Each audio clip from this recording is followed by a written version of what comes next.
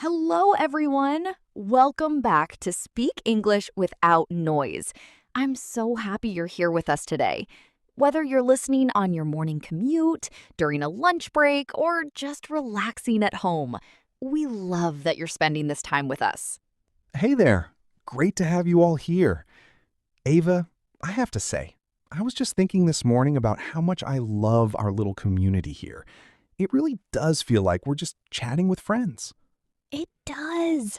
You know, I was actually trying to explain something to a friend yesterday using English, and I found myself thinking, oh, I wish I'd known this grammar pattern earlier. It would have saved me so much confusion. And that actually connects perfectly to what we're covering today. Today, we're diving into something that trips up a lot of English learners. And honestly, even fluent speakers sometimes get confused by it. We're talking about would have been, and the structure with a past participle. That's right. By the end of this episode, you're going to understand how to talk about things that didn't happen in the past, imaginary past situations, and also how to express regret, criticism, and speculation. These are things native speakers say all the time. So here's our first question for you, and we want you to write your answer in the comments below. Have you ever wanted to express something like, I wish I had done something differently in the past? Maybe a decision you made, a chance you didn't take? Tell us in the comments. We really do read them. And while you're at it, if you're new here, please hit that subscribe button on Speak English Without Noise. We put out new episodes regularly, and we don't want you to miss a single one. Hit like, too. It genuinely helps us reach more learners like you.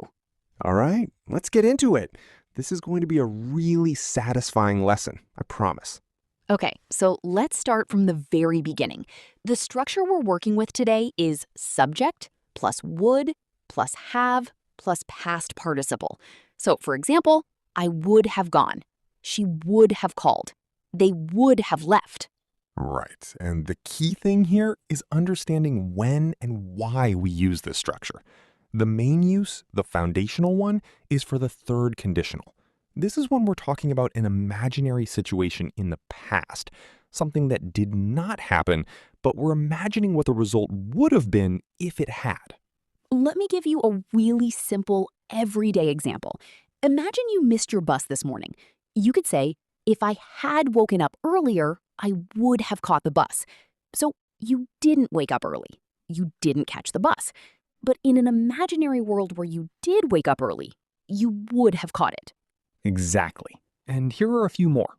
If she had studied harder, she would have passed the exam. If we had left on time, we would have made it to the movie. If he had saved his money, he would have bought the car. Oh, I love that last one because honestly, that's me. I would have saved more money if I had just made coffee at home. But here I am buying coffee every single morning. We've all been there. Now, I want to ask you directly. Can you think of a real situation in your own life where you can use this structure? Maybe something you wish you had done differently last year. Go ahead and pause, think of one, and even better, write it in the comments. We want to see your examples. Now, let's look at the negative form because it's just as important. Instead of would have, you use wouldn't have. So, if I had known it was going to rain, I wouldn't have left my umbrella at home. If they had told me the meeting was canceled, I wouldn't have driven all the way there. And in spoken English, we contract these almost always. So I would have becomes I would have, or just I'd have in very fast speech. I wouldn't have stays pretty much the same, but it sounds like I wouldn't have when people say it quickly. Don't worry, you'll tune into it as you hear more. Can you hear the difference between would have and wouldn't have in these sentences? Try saying them out loud yourself. That's the best way to make them stick. So to wrap up this section, the basic use of would have plus past participle is for third conditional sentences. It's for imaginary past situations. Something didn't happen, but we're saying what the result would have been. And the negative is wouldn't have. Simple structure, Now, powerful let's meaning. build on that, because would have isn't just for if sentences. There are other really important situations where we use it. One of the most common is expressing regret, talking about something you wish had gone differently. Yes, this is huge in real conversation. Think about all the times you say things like, I should have said something. I could have handled that better. I would have done it differently if I had the chance again. These are all using the same basic structure. Let me show you what I mean. Imagine you had an argument with a friend and you said some things you regret. Later, you might say, I wouldn't have said that if I'd been calmer. Or even just, I would have apologized sooner. I really wish I had. And notice how you used would've there instead of would have. That's extremely common in informal spoken English. Both are correct, but in conversation, you'll almost always hear the contracted form. Now, we also use would have to express criticism, usually of someone else's past actions. This is a bit more sensitive, so we want to be careful with tone, but you'll hear it a lot. For example, you would have known if you had checked your email. He wouldn't have gotten lost if he'd looked at the map. First, these sentences sound a bit judgmental, right? So in real life, tone matters a lot. If you say it softly, it can come across as a helpful observation. If you say it sharply, it sounds like blame. Second, in writing, it looks the same, but in speech, your tone does all the heavy lifting. Third, a softer alternative is to say things like, it might have been better if, or maybe it would have helped to. These feel gentler. That's such a useful tip. And here's a quick practice for you. Think of something a friend, family member, or even a character from a TV show did recently. Something that didn't go well. Can you make a sentence using would have or wouldn't have? Write it in the comments. We genuinely love seeing your practice sentences. Comparing formal and informal here. In formal writing, you'd write out the full form. I would have informed you sooner.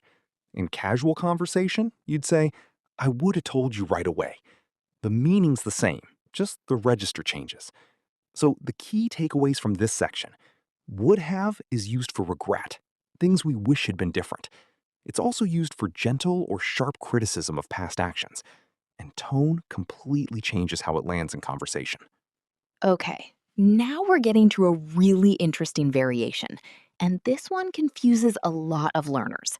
Let's talk about would have been. This is a slightly more complex structure, but it comes up all the time in natural English. Right.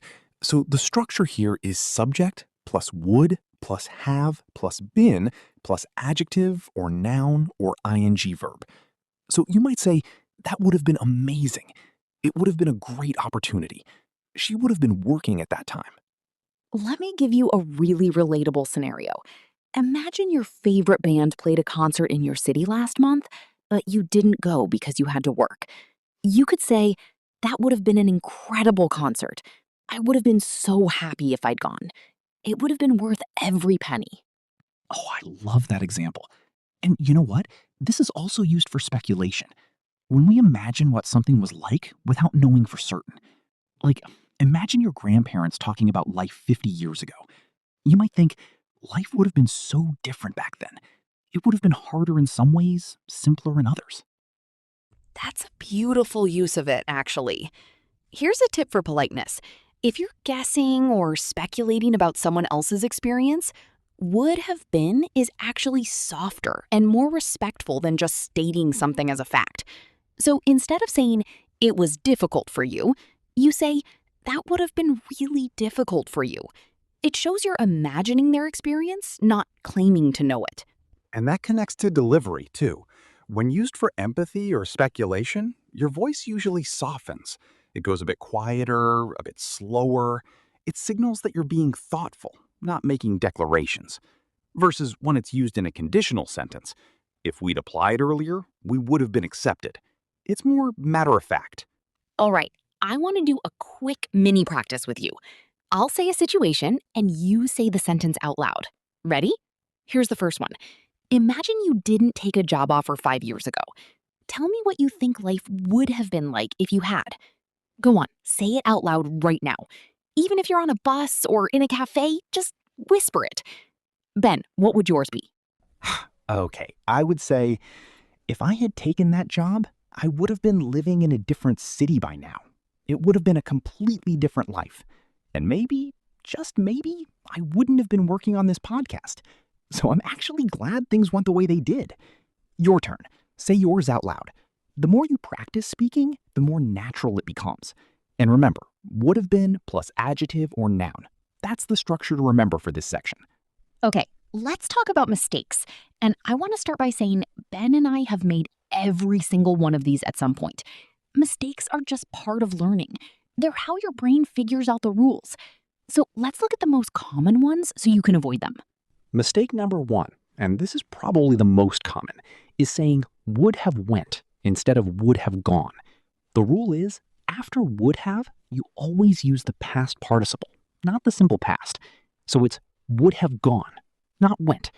Would have seen, not saw. Would have done, not did. Why does this happen? Because when we're speaking quickly, our brain sometimes grabs the simple past instead of the past participle, especially for irregular verbs. So the fix is to practice your past participles. Go, gone. See, seen. Do, done. Write, written. Say a few of those out loud right now and let them sink in. Mistake number 2, mixing up would have and will have. These are different tenses. Will have is for the future perfect. By next year, I will have finished the course. Would have is for imaginary past situations. If I'd started sooner, I would have finished by now. They look similar, but they're used in very different contexts. Mistake number 3. Overusing would have when you just need simple past. Some learners say, yesterday I would have gone to the market, when they just mean, yesterday I went to the market. If you're just describing what happened, no imaginary or conditional element, you don't need would have. Simple past is enough. And mistake number 4, this one's a speaking mistake, is mispronouncing would've as would-of. People write it wrong too. You might see, I would have done it in informal text messages or comments, but this is incorrect. The correct form is always would have or would've, never would-of. Practice saying it. Would have, would've. Would have, would've. Can you hear the difference? I actually thought it was would have for a while when I first started learning. So if you've been making that mistake, no shame at all. Just make the correction now and you'll never forget it. You're so right. These mistakes are super normal and every learner makes them. The fact that you're here, learning and practicing, means you're already doing better than most. Drop a comment and tell us which of these mistakes you've made before. We promise we've made All them too. right, time for some interactive practice. This is the part of the show where you actually get to use what you've learned, and that's where the real learning happens. Let's play Choose the Correct Sentence. I'll give you 2 options, and your job is to say which one is right and why. Situation 1. You didn't attend a party because you were sick. Which is correct? A, if I hadn't been sick, I would have gone to the party. Or B, if I hadn't been sick, I would have went to the party. The answer is A. Gone is the past participle of go. Went is the simple past and can't be used after would have. Great. Say option A out loud right now. If I hadn't been sick, I would have gone to the party. Good. Now, situation 2. You missed a job opportunity. Which sounds right? A, that job would have been perfect for me. Or B, that job would have been perfectly for me. It's A. We use an adjective, perfect, after would have been, not an adverb. Situation 3. This one tests your tone awareness. Your friend made a mistake. To sound empathetic and not critical, which is better? A, you would have known if you'd read the instructions. Or B, it might have been clearer if you'd had the instructions in front of you. In most conversations, B is kinder. A can sound blaming. Both are grammatically correct, but the formality and tone are very different. Now here's your challenge, and I really want you to try this. Create your own sentence using would have or would have been. Think about something in your life, a missed opportunity, a different choice, a regret, or just a fun imaginary scenario. Write it in the comments below. Bonus points if you use both would have and would have been in 2 separate sentences. And remember, don't worry about being perfect. Real conversation is messy, it's imperfect, and it's beautiful. The goal isn't a flawless sentence. The goal is to try, to communicate, and to grow. Every sentence you attempt is progress. Say it out loud, write it down, share it with us. Wow, what a lesson! I feel like we've covered so much ground today, and I genuinely hope you feel more confident about using these structures. Let's do a quick recap of everything we learned.